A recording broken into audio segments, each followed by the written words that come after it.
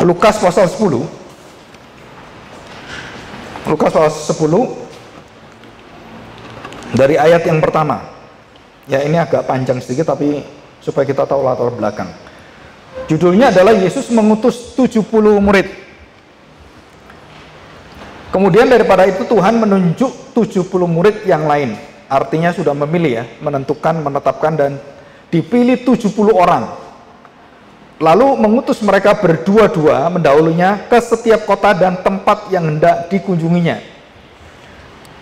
Pelayanan Billy Graham itu meniru apa yang terjadi dan dilakukan Tuhan Yesus. Istilah mendahuluinya. Jadi dua orang itu, jadi sebelum dia ke kota A, ke kota B berjalan, maka murid-murid inilah yang membuka dulu. Bagaimana cara mereka membuka dan apa yang mereka kerjakan itu tidak dikatakan dalam firman Tuhan. Yang pasti adalah mereka mempersiapkan keadaan-keadaan yang tertentu dan mempersiapkan Yesus nanti mau tinggal di mana dan dengan siapa. Nah, itu mereka siapkan, mengutus itu ya. Dan juga menyatakan pekerjaan-pekerjaan yang besar. 2, katanya kepada mereka, tuaian memang banyak tetapi pekerja sedikit. Karena itu mintalah kepada Tuhan yang empunya tuaian supaya ia mengirimkan pekerja-pekerja untuk tuaian itu.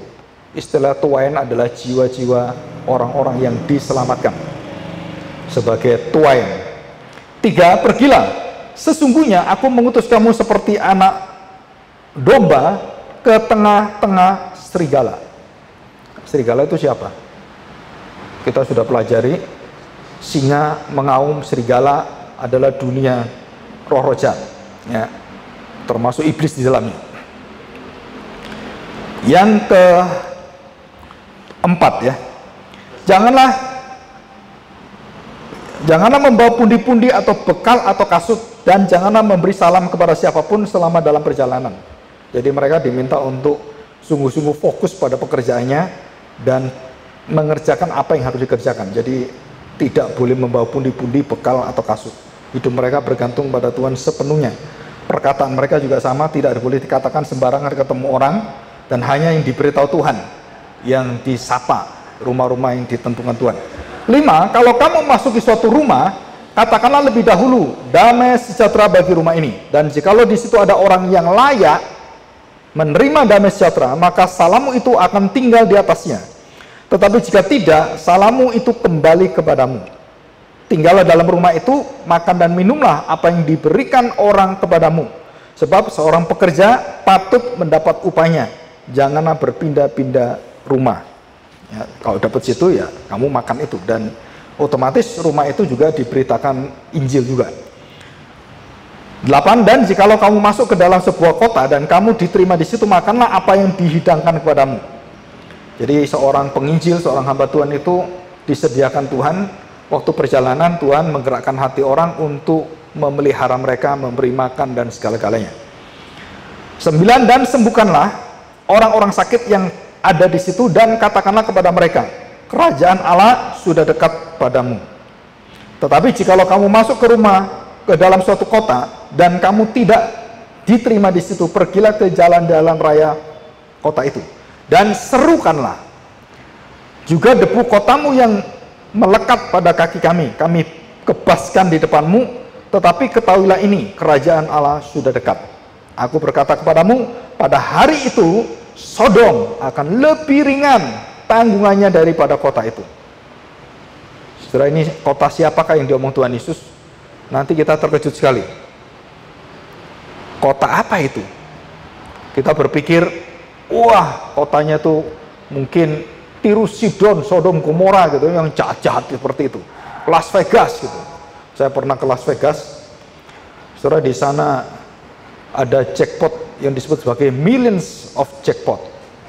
Jadi setiap gedung besar-besar itu dalamnya tuh perjudian semua, mesin-mesin judi. Dan kita nggak pernah lihat ada mesin judi seperti itu. Ada yang kecil, ada yang besar gitu kan. Dan kita lihat bukan cuma satu, ratusan dan ribuan. Setiap tingkat itu ada. Jadi itu seperti Mandalay, terus kemudian yang MGM apa gitu ya. Itu di bawahnya tuh itu kasino. Kita sehari nggak habis jalan di Las Vegas, terus 2 hari kecapean, akhirnya pulang karena uangnya habis, bukan karena nggak bisa melihat, karena uangnya habis akhirnya balik, ya naik mobil balik. Nah saudara, di situ diperlihatkan kepada kita Sodom dan Gomora lebih ringan. Dan itu kota apa? Saudara, kita akan terkejut sekali. Kota yang dicintai Tuhan, kota yang dimana Tuhan Yesus paling banyak lama dan tinggal di kota itu. Dan kota itu juga kota di mana kantor misi Tuhan ada di sana. Ya. Nah ini kotanya. Ya, kita lihat ini. 13. Celakalah engkau Korazim, celakalah engkau Betsaida, karena jika Tirus dan Sidon terjadi mujizat-mujizat yang telah terjadi di tengah-tengah kamu, sudah lama mereka bertobat dan berkabung. Ya, kuncinya di situ. Jadi kuasa mujizat itu sebenarnya tujuannya adalah membawa orang pada Kristus dan bertobat. Bukan melawan Tuhan, bukan menjadi Sodom dan Gomora. 14. Akan tetapi pada waktu penghakiman, tanggungan Tirus dan Sidon akan lebih ringan daripada tanggunganmu. Dan ini kota yang dikutuk. Ya. Dan engkau Kapernaum, apakah engkau akan dinaikkan sampai ke langit? Karena aku lahir dan besar di tempat itu, dan aku melayani di tempat itu, aktif di kota itu. Jawabannya saudara, tidak. Dan ini menyeramkan. Engkau akan diturunkan sampai ke dunia orang mati, kamu akan dibinasakan. Betsaida, masih ingat kolam Betsaida? Ya, berapa banyak orang datang dan disembuhkan. Paling banyak itu kesembuhan-kesembuhan terjadi di tempat-tempat. Kapernaum juga sama. Tuhan Yesus banyak menyembuhkan orang juga di daerah Kapernaum, di daerah Galilea. Dan Tuhan katakan, Kapernaum, engkau sama dengan Tirus dan Sidon, jauh lebih hancur, lebih binasa.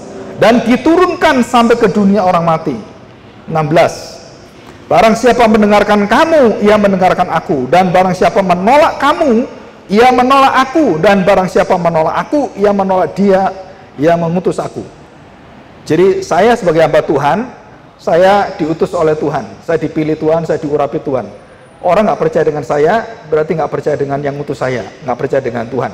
Nah, yang nggak percaya dengan Tuhan Yesus nggak percaya dengan Bapaknya. Berarti orang yang tidak percaya kepada hamba Tuhan, yang benar ini ya, hamba Tuhan, maka dia langsung menjadi orang yang melawan Tuhan, menjadi tidak bertuhan.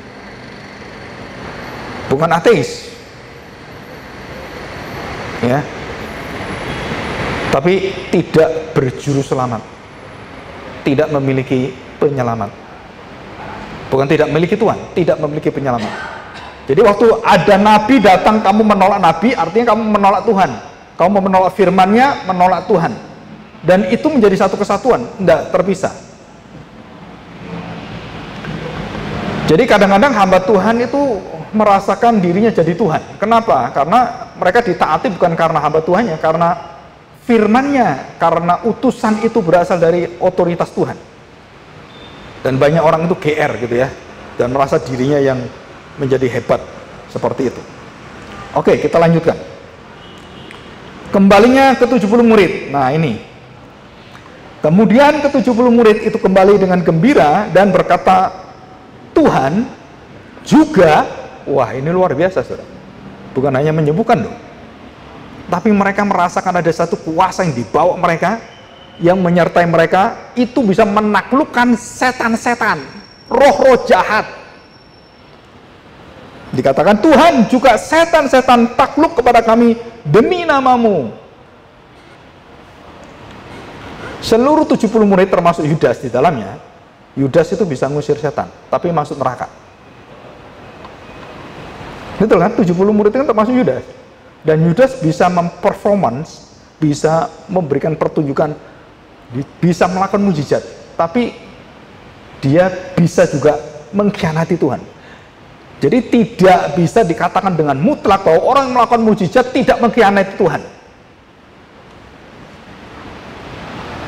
Karena murid Tuhan Yesus salah satunya ada Yudas yang mengkhianati dia. Termasuk dalam 70 murid ini. Nah, ayat yang ke-18. Lalu kata Yesus kepada mereka, Aku melihat iblis. bukan roh jahat ya.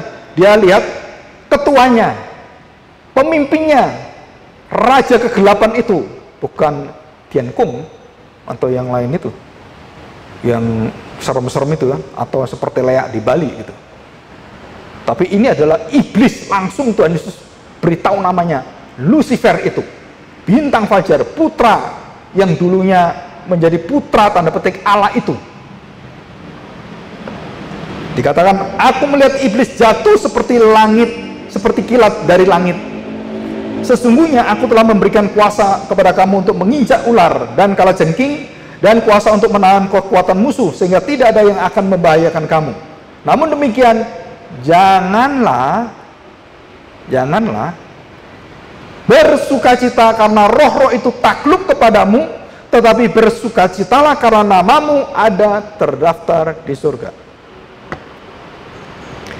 Jadi dengan perkataan Tuhan ini jelas sekali, kamu bisa melakukan mujizat, kamu bisa menerima mujizat, kamu bisa ngusir setan, dan kamu bisa berkuasa mengenyahkan setan, tidak menjamin namamu tercatat di surga.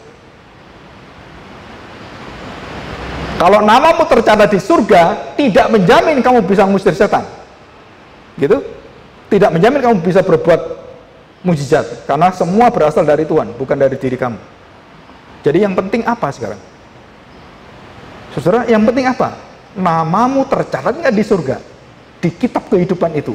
Bukan bagaimana kamu menyatakan, wah, saya menerima mujizat, saya mempunyai kekuatan luar biasa. Bukan, saudara. Dan ini dikatakan Tuhan Yesus sendiri. Saya beri contoh. Ini pernah saya diskusi ya dengan anak saya, dan juga pernah saya beritakan pada waktu penghiburan Ibu Aileen. Tuhan melakukan mujizat itu sangat mudah. Jangankan mujizat, menciptakan semesta alam, jadilah terang, jadi sangat mudah. Tuhan menolong kita, apalagi kecil sekali itu. Jadi jangan meragukan Tuhan bisa menolong kamu. Masalahnya adalah, apakah Tuhan mau menolong saya? Apakah Tuhan punya rencana yang saya rencanakan, saya kepingin, dan kemudian Tuhan bisa mengingini kepingin saya dan bisa klop. Wah, berarti saya ingin sembuh, Tuhan berikan sembuh. Nah, ini cocok.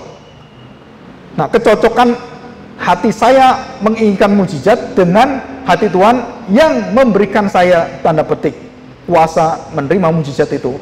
Maka saudara perhatikan, waktu saya menerima mujizat itu, maka iman saya merasakan bahwa ada kekuatan yang luar biasa dan saya lebih hebat dari orang lain. Itu satu cara manipulasi iblis.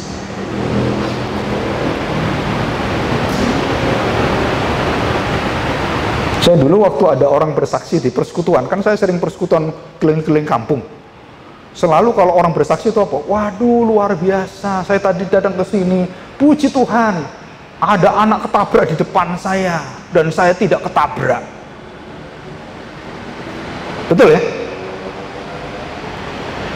Yang ketabrak anaknya pendeta lagi. Nah, suci mana kamu, anak pendeta dengan kamu? Waktu bersaksi seperti itu, wah dia yang ketabrak, waduh berarti Tuhan lindungi saya. Wah, anak pendeta lindungi. Begitu anak itu datang, loh kamu yang ketabrak, kamu siapa? Anaknya pendeta ini. Langsung dia diam, kesaksian.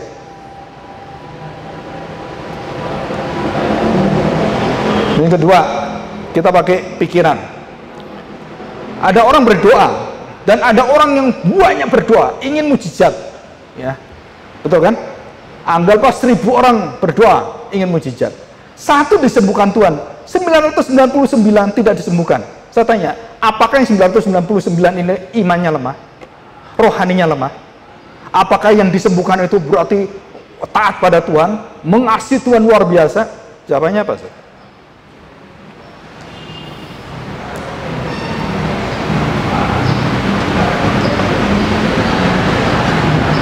Kadang-kadang kita ini berpikir apa ya? Sesuatu yang sempit jadi lebar, yang lebar jadi sempit gitu. Yang umum jadi khusus, yang khusus jadi umum. Orang mendapatkan mujizat itu adalah sesuatu yang pribadi, yang spesial pada orang itu. Dan itu bukan untuk semua orang akan mengalami menerima seperti dia. Maka saya sebagai pendeta mengajarkan, kalau kamu jadi orang Kristen, nggak boleh kamu nggak sembuh. Nah, saudara, itu penyesatan. Saya mengalami kesembuhan, kamu juga bisa. Itu penyesatan. Kenapa penyesatan? Karena tidak semua orang disembuhkan oleh Tuhan. Dan banyak nggak sembuh. Jadi buat apa kita bersaksi tentang kesembuhan diri kita? Yang kamu promosikan siapa? Nama Tuhan gitu? Bukan, iman yang salah. Waktu ada Benny Hinn datang, ya, waktu masih muda, udah datang gitu kan, Maurice Cerullo datang. Saudara, semua itu memperkenalkan satu kuasa ajaib Roh Kudus menurut mereka. Dan pakai jubahnya, wah, orang tuh jatuh semuanya, wah, luar biasa. Dan kemudian orang Jawa Tengah dukun namanya Ki Joko Budo bisa lakukan itu, saudara. Menjatuhkan orang dengan jubahnya. Terus saya tanya sekarang, loh, nggak pendeta kok bisa juga ya? Dan bukan hanya itu, di Amerika banyak orang, ini di TV ya, di TV itu, saudara lihat di YouTube banyak sekali yang seperti Benny Hinn. Itu ada orang kira-kira 30 orang. Pertama dipegang satu orang, blok ngeblak kan. Apakah saya bisa 5 orang? Dia praktekkan. Semua lihat saya. Geblak semua, blak semua. Dan apakah semua ini bisa? Bisa. Blak semua blak. Dan dia tantang, apa penonton yang bisa nggak? Oh, tertawa semua. Jatuh semua, blak semua. Saya tanya, saudara. Kita langsung kagum kan? Wah, luar biasa. Tapi ini penghipnotis, bukan pendeta. Saudara-saudara belum tahu nanti antikristus bisa melakukan yang luar biasa lebih dari itu. Dan iman kamu di mana? Jika di depan kita, kamu percaya nggak dia itu punya kuasa Tuhan? Nggak percaya, ini lihat, ini. Terus ini semuanya antikristus kan? Bangkit. Dan orang mati yang kita kenal mati, betul-betul mati, terus bangkit. Terus saya tanya, imanmu terus bagaimana? Maka Tuhan Yesus berkata dalam Yohanes pasal 6 yang sejajar dengan ini, paralel dengan Lukas 10. Dia mengatakan, kalau kamu datang hanya mencari aku untuk mendapatkan dan mendapatkan makanan karena mujizat roti dan 2 ketut ikan itu, 5 roti 2 ketut ikan, atau melihat mujizat-mujizat terus. Tuhan mengatakan apa? Kamu tidak tahu kamu ikut siapa. Dan Tuhan katakan, pergilah kamu. Dia mengusir semua. Terus 12 murid datang, sini, kamu semua. Kamu juga sama dengan mereka. Pergi kamu. Nah, saudara, yang diusiri Tuhan itu yang dicari jemaat, yang diingini oleh jemaat zaman sekarang. Dan gereja-gereja yang penuh dengan kekuatan seperti itu banyak orang. Kenapa? Karena kita pernah juga membawa orang-orang mau sembuh.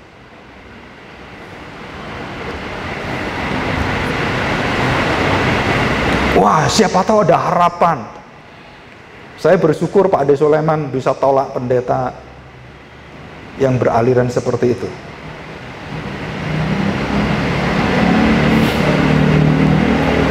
Tapi orang yang sakit itu kadang-kadang terpengaruh, saudara. Kenapa? Karena dia mau sembuh juga sebenarnya tujuannya. Dan kalau terus dicekokin seperti itu dan dia punya imannya terbatas, saudara, itu bahaya sekali. Apalagi yang orang-orang nggak pernah tahu firman Tuhan, nggak tahu bagaimana diajar, wah, itu pasti gampang dibawa semuanya, ikut semuanya. Ya. Dan ini satu keprihatinan yang ada dalam hidup kita. Jadi apa sih tujuan daripada mujizat? Coba kita lihat ya. Sebentar, ini saya bukanya. Nah, tujuan mujizat itu apa? Sebelum saya masuk ke dalam pembahasan, kita buka Keluaran pasal 4 ayat 8. Saudara-saudara, pertama kali mujizat diperform oleh Tuhan, dan itu mujizat berlaku untuk bangsa, bukan kepada bangsa Israel, berlaku untuk bangsa Mesir. Dan tujuannya apa? Tujuannya apa? Ini, saudara. Ya, Keluaran pasal 4 ayat yang ke-8. Ya. Jika mereka tidak percaya kepadamu dan tidak mengindahkan tanda mujizat yang pertama, maka mereka akan percaya pada tanda mujizat yang kedua. 1 nggak percaya, 2 nggak percaya, 3 sampai 10 Tuhan kasih tanda mujizat dan mereka tidak percaya, artinya mereka tertutup selamanya untuk mengenal Tuhan. Dan itu berlaku untuk gereja Tuhan, sama. Berlaku untuk Israel, ya. Katakan di sini, ya. Dan ayat 9, dan jika mereka tidak juga percaya kepada kedua tanda mujizat ini dan tidak mendengar perkataanmu, maka engkau harus mengambil air dari sungai Nil dan harus kau curahkan di tanah kering, lalu air yang kau ambil itu akan menjadi darah di tanah kering itu. Saudara, darah yang satu, darah yang menyelamatkan, darah yang satu, darah yang membinasakan. Air menjadi anggur, air menjadi darah. Perjanjian baru, air menjadi anggur. Kebinasaan, air menjadi darah. Jadi 10 tanda keselamatan kepada bangsa Mesir, Fir'aun khususnya, rajanya, menunjukkan belas kasihan Allah yang begitu tinggi dan diperform sama 10 kali, bangsa Israel 10 kali, Fir'aun, Mesir, seluruh bangsa Mesir 10 kali, dan melihat itu dengan jelas mujizat yang luar biasa. Dan berkali-kali hati Fir'aun itu lembut. Ah, udahlah, ya betul-betul. Udah, pergilah. Keras lagi. Datang lagi Tuhan yang kedua, mujizat terjadi lagi, tulah terjadi lagi. Kamu masih mau nggak? Iya, kapok. Terus begitu pergi, kumat lagi. Oh, nggak bisa. Dan sampai 10 kali. Mentok. Jadi hatinya sempat ada kesempatan untuk percaya. Oh ya, udah pergilah. Udah, saya izinin pergi. Nggak jadi lagi. Dan dia mengatakan menolak dan menyangkali perkataannya lengkap 10 kali. Jadi Fir'aun menelan ludahnya 10 kali.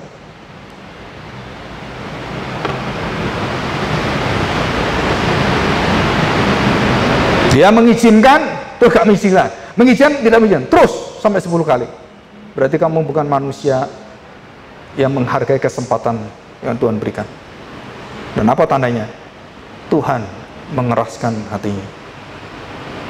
Jadi sikap dan respon dari Fir'aun dengan Tuhan mengatakan, aku akan mengeraskan hatinya, itu sama. Sejajar. Jika kita lihat Keluaran 10 ayat 1. Ya. Keluaran 10 ayat yang 1. Tulah ke-8. Berfirmanlah Tuhan kepada Musa, pergilah menghadap Fir'aun, sebab aku telah membuat hatinya dan hati para pegawainya berkeras, supaya aku mengadakan tanda-tanda mujizat yang kubuat ini di antara mereka. Jadi mujizat itu tujuannya untuk apa, saudara? Sampai 10 kali tujuannya itu apa? Jawabannya satu, mengeraskan hati Fir'aun sempurna.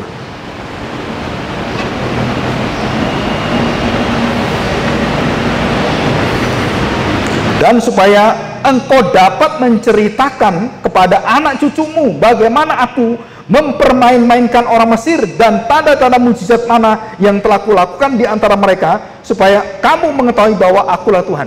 Nah, bagi orang Mesir dan Fir'aun seluruhnya adalah untuk mengeraskan hati, untuk dibinasakan. Tapi bagi kamu, ceritakan kepada anak cucumu, keturunan-keturunanmu, dan sampai sekarang ini kita cerita. Supaya apa, saudara? Kamu tahu akulah Tuhan.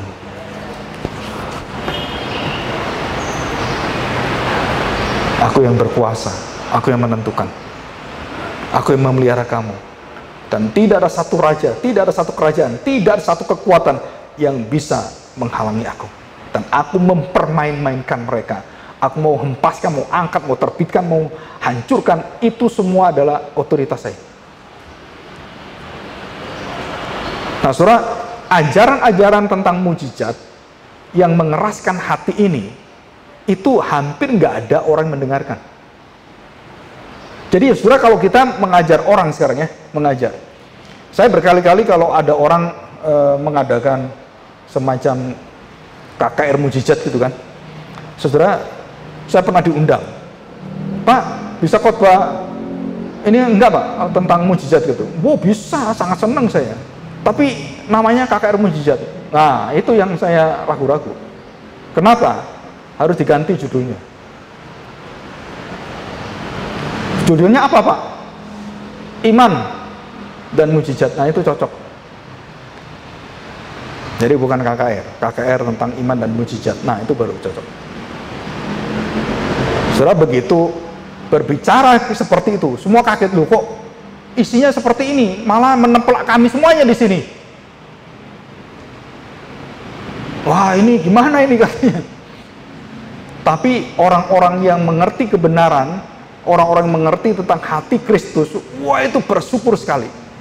Kenapa? Mereka mendapatkan iman yang benar, bukan terletak pada kuasa-kuasa mujizatnya, tetapi terletak pada kuasa yang memberikan mujizat. Dan itu tidak terkoyakkan. Jadi kalau yang memberi mujizat tidak menyatakan mujizatnya, ya kita tetap melihat bahwa dialah Tuhan saya. Jadi Tuhan atau bukan karena dia menolong saya atau tidak, karena saya tahu bahwa dia pasti bisa, bukan hanya nolong saya, mati pun saya bisa dibangkitkan. Nah, itu kata siapa? Ayub. Kalau Tuhan tidak menolong saya nggak apa-apa. Kenapa? Tuhan bisa menebus dosa saya, Tuhan bisa mengangkat saya, dan Tuhan bisa bangkitkan saya. Abraham juga sama, Ayub juga sama, Sadrak, Mesak, Abednego juga sama. Imannya sama semua, iman di atas kematian, dan tidak ada pertolongan yang diterima mereka. Dan itu iman yang tertinggi, iman yang diindahkan oleh Tuhan. Nah, iman-iman diusir oleh Tuhan itu, yaitu iman yang mencari mujizat, cari makan, ke gereja cari kebutuhan. Nah, saudara, itu yang paling bahaya. Kenapa? Karena gereja bukan untuk cari kebutuhan, bukan cari jodoh. Pak, saya ketemu jodoh di gereja ini. Loh ya, puji Tuhan. Tapi kamu nggak boleh cari jodoh di gereja. Terus kemudian nggak ada jodohnya, marah-marah, gereja gimana, perempuannya nggak ada, laki-lakinya nggak ada gitu. Semua cewek semuanya. Kamu ke gereja itu mau apa? Ah, gereja ini nggak bantu saya susah udah cerita ke majelisnya gini. Oh, itu banyak, saudara. Saya kalau udah masuk gereja lihat orang-orang itu, aduh capek, saudara. Kenapa capek? Karena tujuannya itu apa? Mereka tujuannya adalah untuk memenuhi kebutuhan dirinya sendiri. Ada pendeta itu bisa punya gereja, punya kartu anggota gereja, itu bisa lebih dari 6. Di gereja ini dapat sepeda, di gereja ini dapat beras, di gereja ini di mana-mana dia pakai. Kenapa? Pak, ini tuh ambil beras. Pak, ini saya dapat kartu dari mana? Oh, ini dari Surabaya, saya dapat motor, Pak. Dikasih motor loh, saudara. Waktu itu di Surabaya ada satu pendeta berkomitmen memberi 1000 motor untuk penginjil-penginjil. Dan dilaksanakan, betul ada. Berapa miliar itu. Dan didukung jemaatnya. Dikasih motor. Dan kemudian dikasih tahu ke saya, ini Pak motornya gitu. Sebulan kemudian motornya hilang. Kemana? Aduh Pak, kebutuhan banyak, akhirnya kami jual. Terus kamu mulai pakai apa? Sepeda. Itu dosamu besar. Dia berdoa ingin motor, wah pelayanan luar biasa, kebutuhannya besar, akhirnya kalah. Ganti sepeda, ngontel-ngontel. Saudara, manusia itu kalau tidak ditolong Tuhan, termasuk kita menyeleweng kemana-mana. Bersyukur Roh Kudus itu menolong kita. Ya, oke, kita lanjutkan ini ya. Perhatikan. Jadi tujuannya adalah untuk supaya kamu mengetahui bahwa akulah Tuhan, akulah Yesus, akulah Allahmu.